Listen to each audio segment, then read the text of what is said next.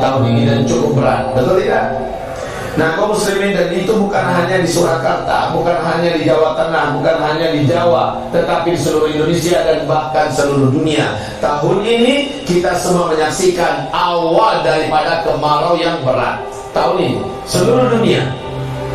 Tahun depan bagaimana? Yuk sama-sama kita saksikan. Saya berani mengatakan tahun depan 2 kali lipat tahun ini. Ustaz tahu dari mana?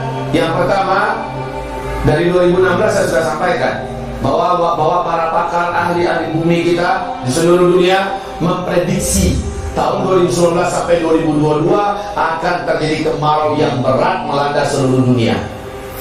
Jadi 3 tahun berturut-turut.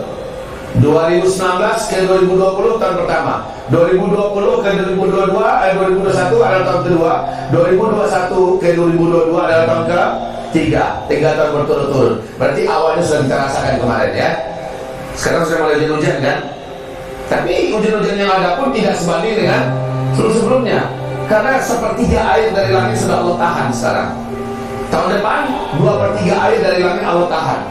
Tahun berikutnya lagi total dari langit Allah tidak akan turunkan hujan. Ini akan menimbulkan petaka yang sangat-sangat berat bagi manusia hidup di bumi. Lah kalau hanya satu provinsi atau satu negara yang mengalami kemarau, insya Allah negara yang lain bisa bantu. Bagaimana kalau ini seluruh negara di dunia mengalami peristiwa yang sama? Maka siapa yang bantu siapa? Yang terjadi adalah hadis sahih Imam Bukhari di dalam kitab Al-Adabul Mufrad, yaitu orang karena lapar akan brutal. Demi sepotong roti, demi sesuatu makanan, dia akan tega membunuh orang lain yang punya makanan. Dia akan bunuh tetangganya sendiri yang punya makanan. Maka saat itu waqatul haraj sangat banyak terjadi dan pembunuhan demi berebutan makanan. Baik kaum muslimin. Nah, barulah Dajjal keluar. Dajjal keluar di saat bumi ini sudah merana.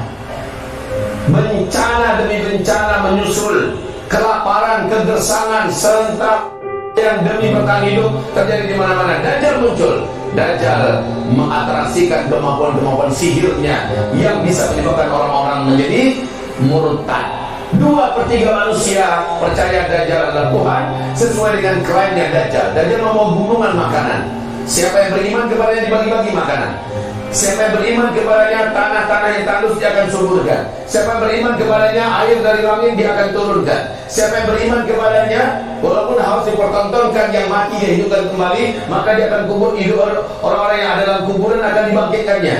Maka saat itu kata Rasulullah, benar-benar fitnah terbesar saat itu nanti adalah Dajjal. Bahkan sejak Adam diciptakan sampai hari kiamat, fitnah terbesar di muka bumi ini adalah Dajjal. Fitnah terbesar di muka bumi ini adalah Dajjal. Seandainya disatukan semua fitnah yang pernah ada di muka bumi, lalu Dajjal muncul membawa fitnahnya sendiri, diatur berat yang mana, besar yang mana fitnahnya, lebih besar lagi dan lebih berat lagi fitnah Dajjal. Dahsyat sekali Pak. Dajjal muncul ketika manusia sedang putus asa, dan Dajjal memberikan asa yang palsu. Dengan sihirnya banyak manusia yang terpesona. Dan kaum muslimin, Dajjal mengelilingi semua kota di muka bumi. Tidak ada kota yang tidak akan dimasuki oleh Dajjal dalam waktu yang cepat. Maka dia pasti akan masuk ke Yogyakarta, dia pasti akan datang ke Solo, dia pasti akan datang ke Makassar, dia pasti akan datang ke Balikpapan. Semua kota-kota besar di muka bumi akan didatangi oleh Dajjal. Karena waktu Dajjal setelah dia menampakkan diri tidak lama, hanya 1 tahun 2 bulan 2 minggu saja. Hanya 2 kota saja yang Dajjal tidak diizinkan Allah bisa masuk, yaitu Makkah dan Madinah. Lalu kaum muslimin yang kami muliakan, Dajjal berakhir di tangan Nabi Isa alaihissalam. Di mana berakhirnya? Di Damaskus. Tepatnya di mana? Di masjid yang ada menara putihnya di Damaskus. Dan masjid itu hari ini sudah ada. Masjid itu hari ini sudah ada. Dajjal mengepung Imam Mahdi. Jadi setelah Dukhan Imam Mahdi muncul.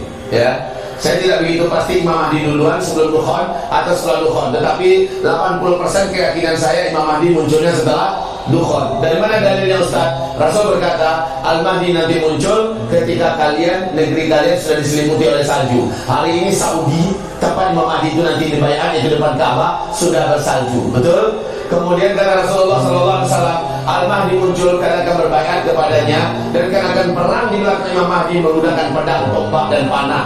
Nah, peperangan yang menggunakan pedang, tombak, dan panah, kendaraan kalian pada masa itu kembali kepada kuda, itu terjadi adalah setelah hantaman meteor. Setelah hantaman meteor, meteorlah yang bisa menimbulkan dukhon. Hadisnya dari Ibnu Abbas radhiyallahu anhu dengan sanad yang jaid disampaikan oleh Ibnu Jarir. Jadi setelah hantaman meteor, teknologi semuanya berhenti. Pakar astronomi dunia sekelas Michel Penn juga mengatakan hanya meteorlah yang mampu menghentikan semua teknologi yang ada. Albert Einstein di depan 2000 orang wartawan seluruh dunia, dia mengatakan bahwa perang dunia ketiga nanti tidak bisa menggunakan lagi teknologi modern, senjata super canggih hari ini yang diciptakan. Tidak bisa. Saat itu perang kanan kembali kepada senjata manual. Kemudian Steve Jobs sebelum matinya juga mengatakan, setelah saya nanti tidak ada, kalian semua akan kembali ke zaman batu.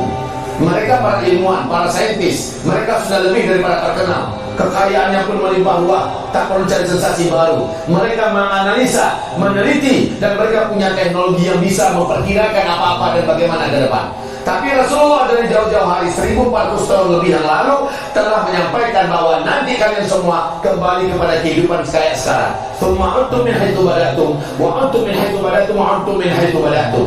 Kalian akan kembali ke zaman tidak ada lagi teknologi, ya. Ekonomi kalian saat itu dikendalikan kembali oleh emas dan perak. Uang kertas kalian pada masa itu akan terbuang berserakan di pinggir jalan, tidak ada nilai dan tidak ada harga. Kalian akan kembali menggunakan emas dan perak, dinar dan dirham. Makanya bagaimana ceramah saya menyampaikan pada Bapak Ibu, ayo Bapak Ibu, sekarang kalau ada punya duit beli emas, kan begitu kan? Saya ngajak beli emas, ada ruginya tidak ajakan saya ini?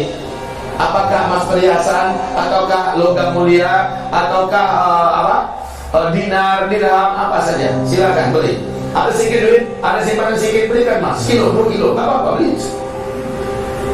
Kalau udah sanggup karena kekayaannya terlalu gede, terlalu besar, enggak apa-apa, 1 gram, 2 gram, setengah gram, 2 gram, ya Bu ya. Nah kayak gitu tuh bisa kita ya Bu. Emanglah kita ini Masya Allah. Bagi orang Cina kalau mereka dengar pengajian ini, bener nih, gua sanggup tuh 1 kilo, 2 kilo, ya. Bagi kita dengan sekilo-kilo kita ketawa.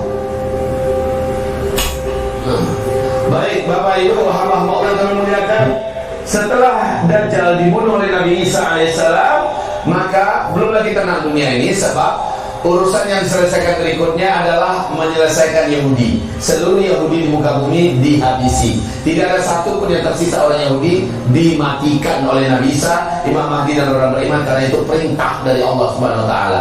Setelah habis Yahudi Nasrani, Al-Yahudi Nasrani yang diajak oleh Nabi Isa untuk kembali kepada agama yang lurus, agama Islam.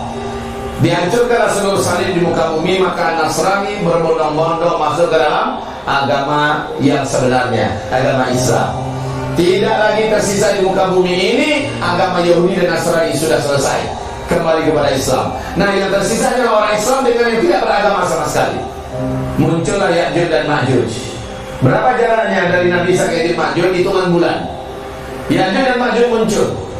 Mereka menyudahi dan puncak daripada segala berdarah-darah adalah Ya'juj dan Ma'juj. Ya'juj Ma'juj ini tidak butuh kepada tanah air kita. Mereka tidak perlu duit kita. Mereka tidak mentargetkan akidah kita, iman kita. Yang mereka mau adalah kita mati. Cuma itu yang mereka mau. Yang mereka mau kita mati. Dia tak akan tertarik dengan wanita cantik kita. Anak-anak gadis molek kita, dia tidak akan tertarik. Dia mau kita mati. Di luar Ya'juj Ma'juj akan mereka bunuh semua.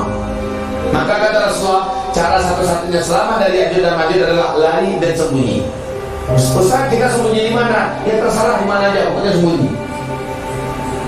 Baik kaum muslimin yang kami muliakan, Ya'juj dan Ma'juj binasa dengan doa Nabi Isa. Nabi Isa di atas gunung Tursina mendoakan, ya Allah, habisi mereka ya Allah.